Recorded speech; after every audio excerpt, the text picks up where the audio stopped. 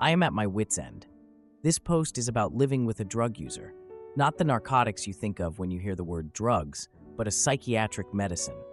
I truly and wholeheartedly believe clonazepam is ending the life of my significant other. Everyone else around him is now demonizing me as an anti-vaccine type medical denialist. My significant other is or was an alcoholic. He is currently at a local Alcoholics Anonymous chapter without overbearing religious undertones. I'm not sure if it is working 100%, but he seems to be cutting down on drinking. If he is cutting down on drinking, why am I not sure if it is working? Well, for one, whenever a stressful situation arises, such as flying on a plane, even though he has been on commercial air flights so much that he has a million-miler tag, or when we have an argument. When we argue, he almost threatens without words that if I push him any longer, he's going to start drinking again. We have an argument. He goes out a bit and comes back home blackout drunk. What do we argue about? It is usually about the things he did the last time he caused a scene because of his drinking. I cannot even confront him and tell him, "You did this while drunk," without him leaving in the middle of an argument and coming back even drunker. But alcohol, surprisingly, is not his main issue. Clonazepam is. My significant other has been going to a psychiatrist that I completely believe is either working maliciously to get people addicted to drugs. If I knew what his name was or where his practice was, I would report him to the medical board. But at the moment, I do not know who it is. Let me explain. He started taking clonazepam before he started meeting me. We met in 2021, so it has been at least 4 years. Clonazepam is a calming drug that is used to treat epilepsy or panic disorders. He does not have either. He has some anxiety or generalized anxiety disorder, but I completely believe he would be better off going on a different medication or just getting off the medicine completely. Clonazepam destroys his mental faculties in ways alcohol has never done. He cannot walk or talk straight. His eyes lose focus, he repeats words and slurs, and his emotions, his emotions go off the rails. He has been violent almost exclusively when he is under the influence of clonazepam. He cannot think straight. He has been caught sleeping in a train station, in the middle of a sidewalk, or in the middle of an airport while he was pushing his own luggage, like in the middle of walking, because the clonazepam tires him out so much. He has missed so many important meetings. We own a business together because he was under the influence of clonazepam. He takes it because he gets anxious, then blacks out, then calls me later to come and rescue him while I am already in the middle of cleaning up his prior mess. My life is now consumed by this endless loop of clonazepam abuse. The worst part is, it is not like alcohol, where he can sleep it off. Once he has taken 2 or 3 pills, the effects gradually increase, and he is in this hellish state for at least 4 days. He often does not remember a lot of what has happened. I cannot spray water on his face or tell him to sleep it off. I just have to wait the days and hope he snaps back out of it. I have asked doctors on Reddit, and every time the answer is, well, clonazepam is not supposed to do that. But it does, with my significant other. If this is not supposed to happen, shouldn't he at least be considered an anomaly and be taken off the medication? I have been badgering him to talk to his doctor about at least switching to different anxiety medication because this is ruining his life. I am always anxious too, because every time there's a big event coming up, I absolutely dread worrying about how this is going to go wrong this time. He insists the doctor says all the symptoms are normal and he would be worse off if he stopped taking the medication. I also suspect that he sometimes drinks and takes the clonazepam. And of course, while this is not the doctor's fault per se, if I were a doctor and I knew my patient was an alcoholic, I do not think I would prescribe him medication that is so easy to abuse like this. The worst of all is I tried to call people close to him to try and stage an intervention. Every single person had the same response, which was along the lines of, "I think it is messed up that you are trying to get him off his psychiatric medication." I tried explaining it basically makes him day drunk without having a sip of alcohol, but their response was non-sympathetic. None of them have seen how brutal he acts behind closed doors. I cannot go into too much detail without it sounding like I am airing out our dirty laundry. This whole situation is beyond ridiculous. I should be able to say he should not be on any medication without me sounding like an anti-science person. I know psychiatry works. I have been on them before. It worked for me, but clearly it is not the solution he needs. Or it is the solution he needs after completely getting off alcohol. This thing is ending the life of him, and everyone, including the doctor, thinks it is fine. I do not know what to do.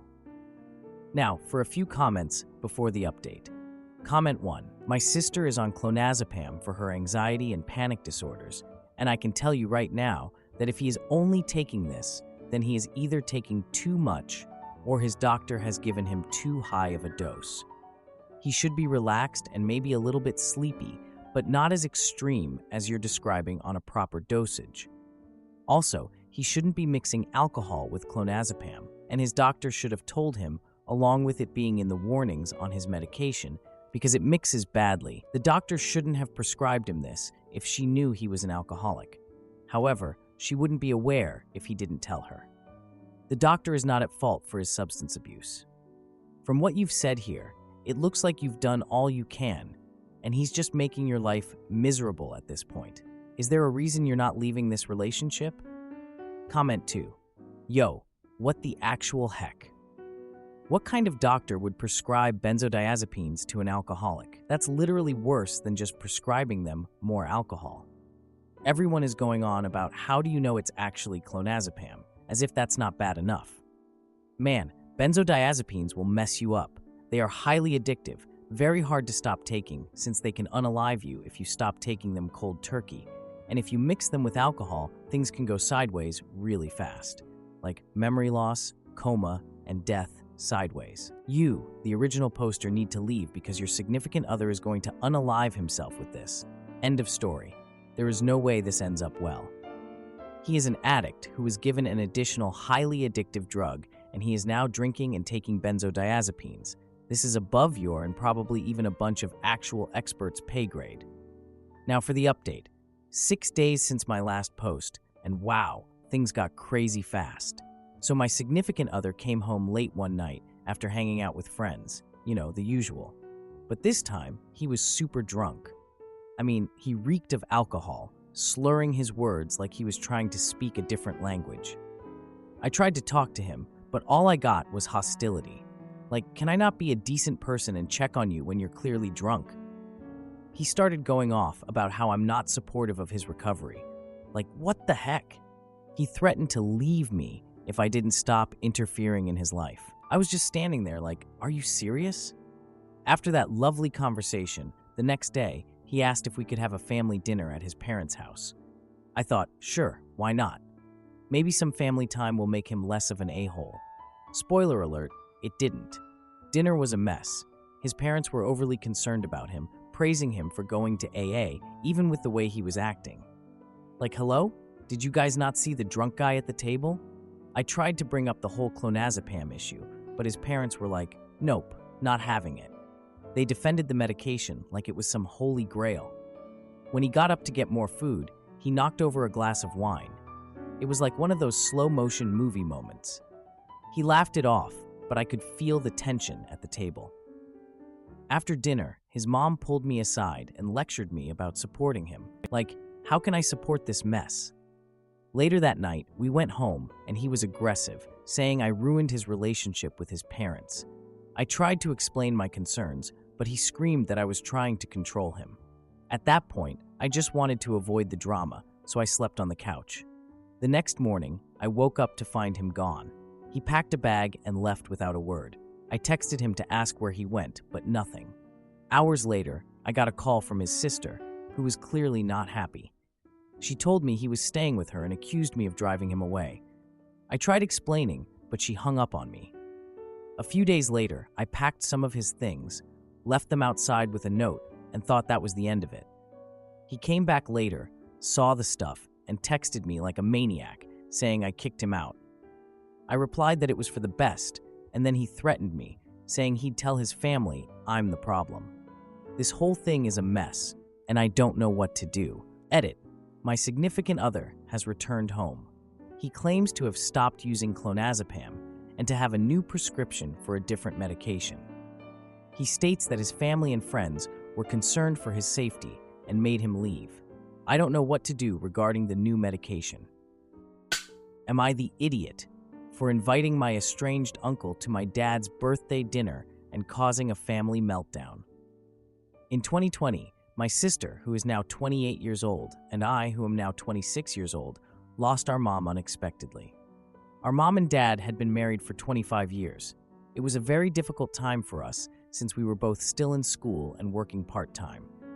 Our mom's family was supportive of us during her passing and afterwards. This included our Uncle David and his wife Aunt Carol, along with our other Uncle Bob. David and Bob were both our mom's brothers. Uncle Bob came over to visit us all the time as kids, and we have a strong relationship with him. We rarely saw Uncle David and Aunt Carol. Typically, we only saw them for Christmas once a year. So, when they started to visit and contact us more after our mom died, we were happy for the support. Our dad has never really liked David and Carol. He usually made comments about their house or the food that was served on Christmas being inadequate when they weren't present. He also complained about our family not being invited to their summer home. However, he was still civil with them during Christmas. After our mom died and David and Carol, mostly Carol, started visiting the house more to visit and pick up my sister and me for lunches, etc., he began making comments about how Carol and David were never there for my mom before she died, and suddenly they wanted to show up and start caring. He also started calling both of them, mainly Carol, derogatory names when they were not present, using terms like the B word and the C word. He created a folder with possible locations and directions to their summer home, alternate phone numbers, and Carol's previous last name. She had been married prior to David. Around the 1-year anniversary of our mom's death, my dad and David had a phone conversation. I'm not sure who called whom.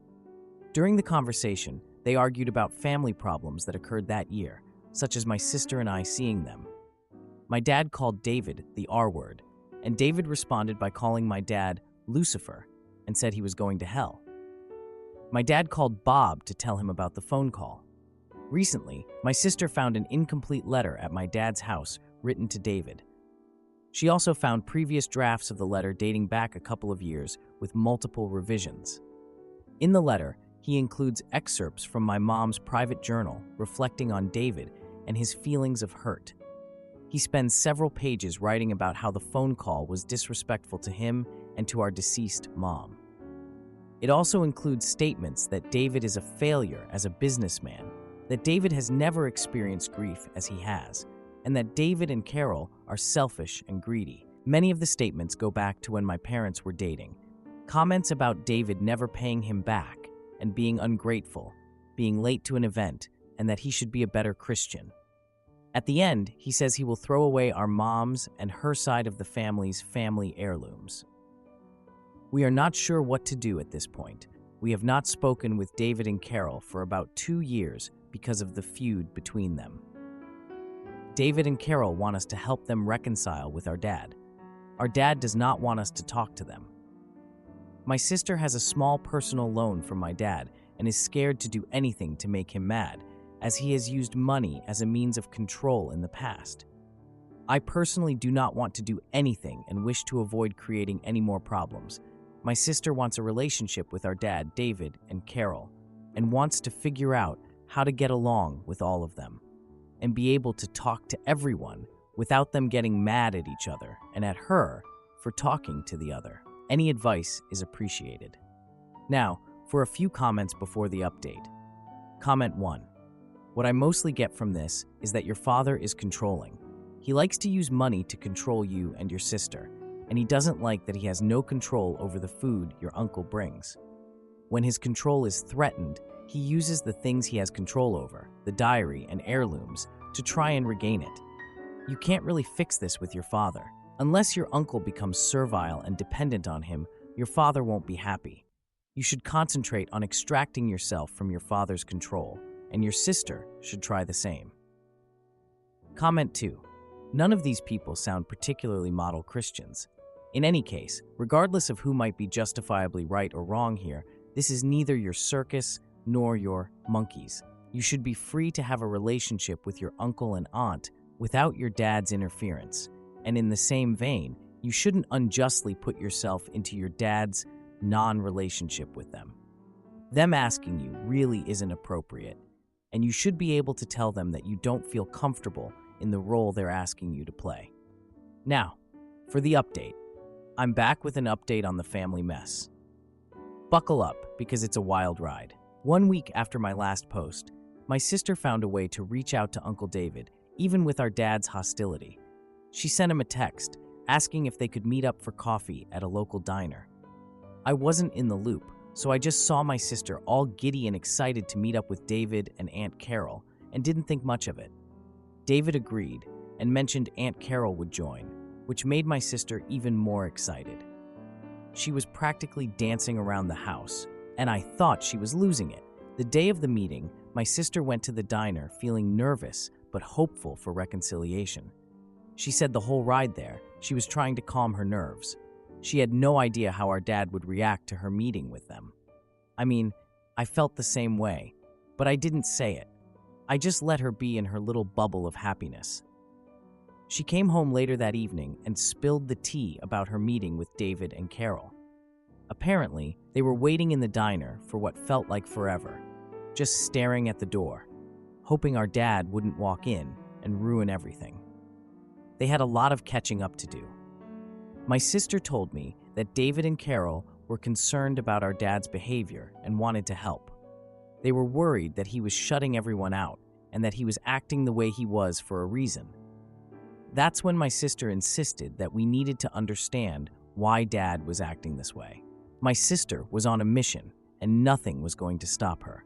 A few days later, she dropped another surprise on me. She told me about a family dinner planned for our dad's birthday at our house. She said she wanted David and Carol there, believing it would ease the situation. I mean, I knew how much she wanted to see them again, but I wasn't so sure that having them over for dinner was a good idea. I told her that our dad would likely resist and cause a scene, but she didn't care. She was determined to make this happen no matter what. So she called David to invite him and Aunt Carol to the dinner. He hesitated, but ultimately agreed, hoping to fix things. So that was that. The day of the dinner arrived, and the atmosphere felt super tense, even before the guests arrived. My dad walked in, immediately scowling at David and Carol, who were already seated at the dining table. It was like a scene from a bad soap opera. My dad, the king of grumps, couldn't even pretend to be nice for a few hours. David tried to start small talk, but our dad dismissed him sharply. My sister tried to calm things down by asking everyone to share a favorite memory of our mom. She was desperate to get everyone to at least act like they were having a nice time, even for a few minutes. But my dad refused to participate, claiming it was a waste of time. Can you believe it? A waste of time? Talking about our mom? David, feeling hurt, brought up the unfinished letter, which sparked a heated argument. My dad exploded, accusing David of disrespecting our mom's memory.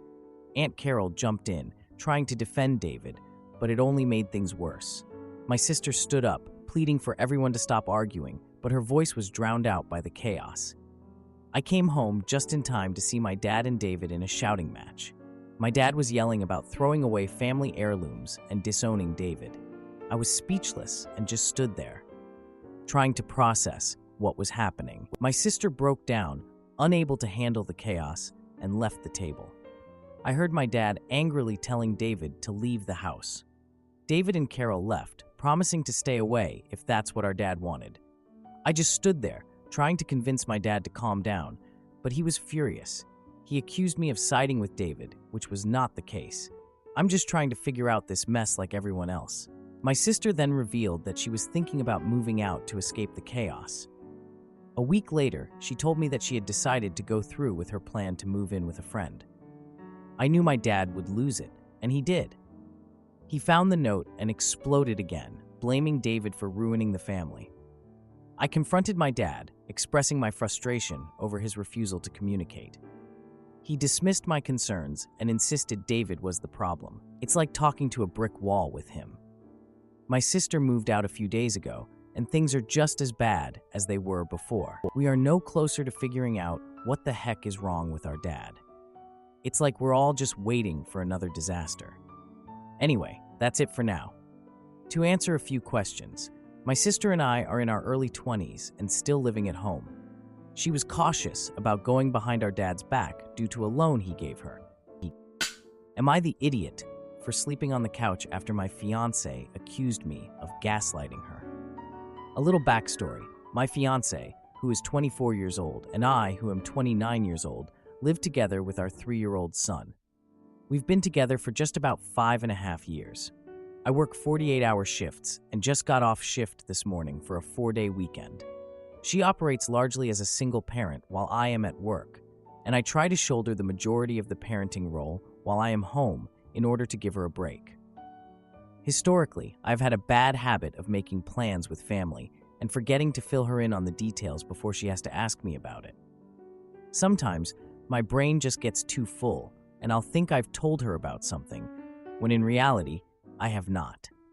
It's a flaw, and I've been doing my best recently to be deliberate about taking initiative and roping her in on things before she has to ask me.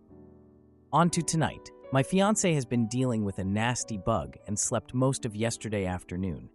She woke up right around 9 p.m., just after I had gotten our child down for the night.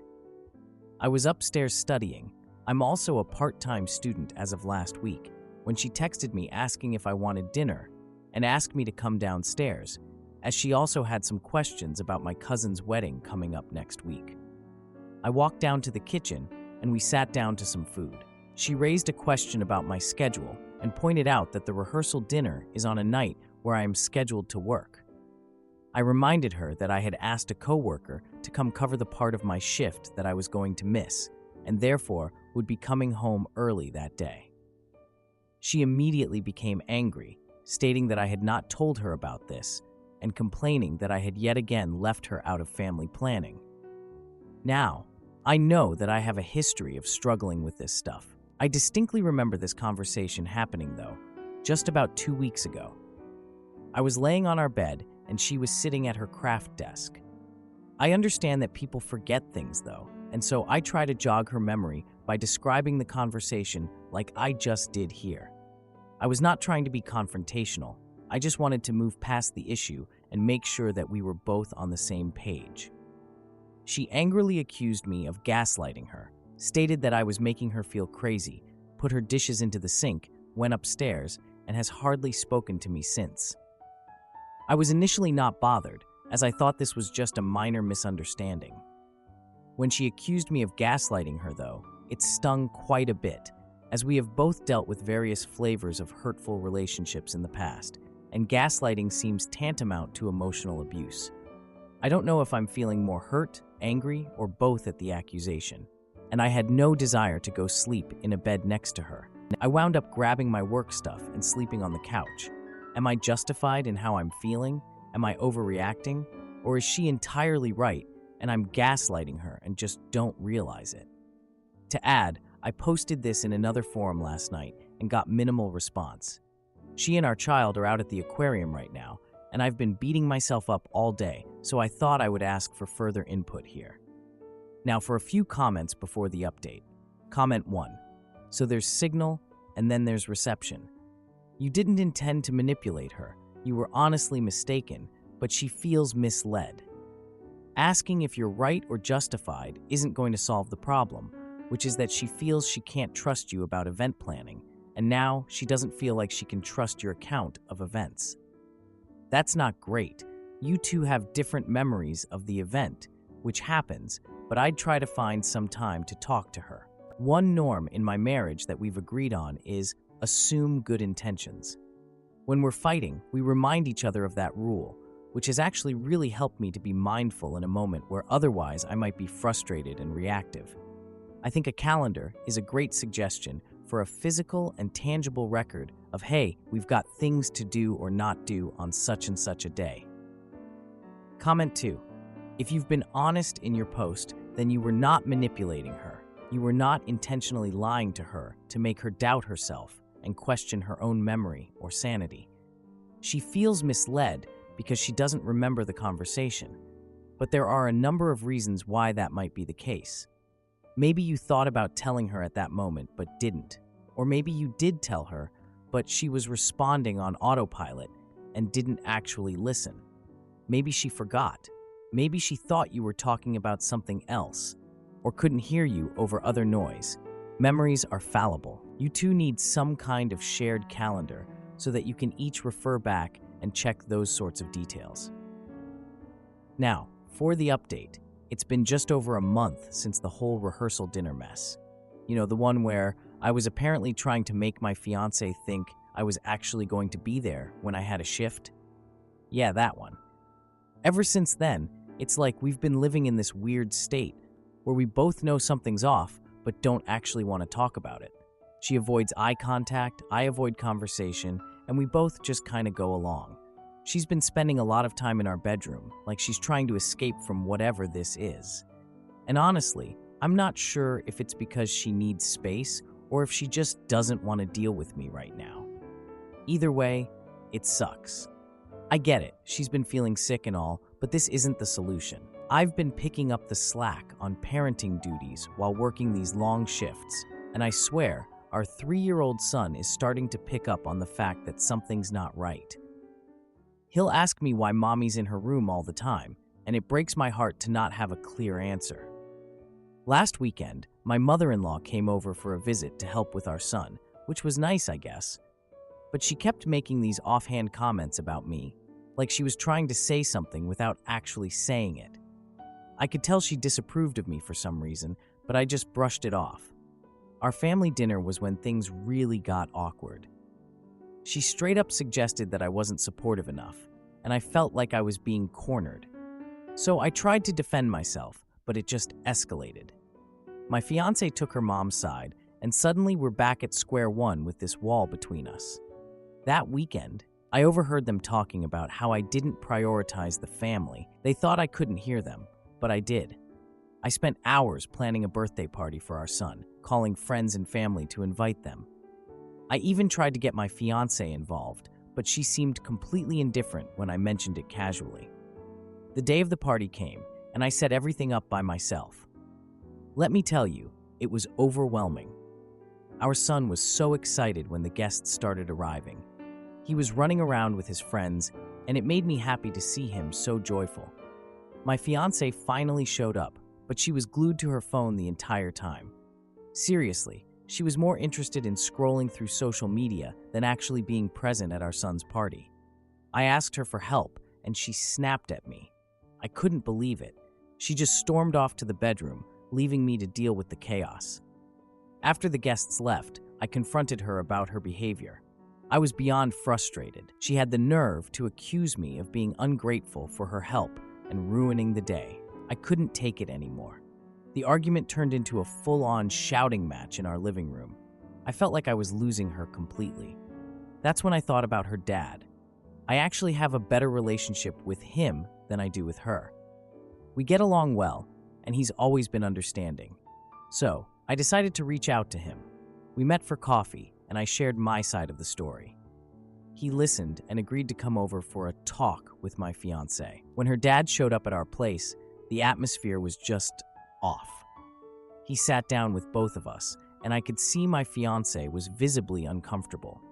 Her dad spoke honestly about the importance of communication in relationships. He was really trying to get through to her. She just kept deflecting, claiming everything was fine, but her dad wasn't having any of it. Eventually, she stormed out of the room, furious at both of us for ganging up on her. The next day, she packed a bag and left for her mom's house. I was honestly relieved, but also worried about how this would affect our son. I decided to take him out for ice cream to enjoy a simple moment together. For a brief second, everything felt right. My fiancée came back later that evening, ready to talk. I don't know what changed for her, but she seemed more open. That's when I proposed that we attend couples counseling. It caught her off guard, but I think it was what we needed. I'm just hoping that this time, we can actually communicate and start healing whatever is broken between us. To answer a few questions, my fiancée was diagnosed with postpartum depression, which contributed to her behavior. Her mother was aware of this but didn't disclose it to me. My fiancé has started attending therapy, and we're now having family dinners together, which our son enjoys. We're taking it one step at a time. If you like this video, you'll probably like these too. Also, while you're here, please consider subscribing. It's your support that keeps this channel alive and allows me to make better and longer videos. Have a great day.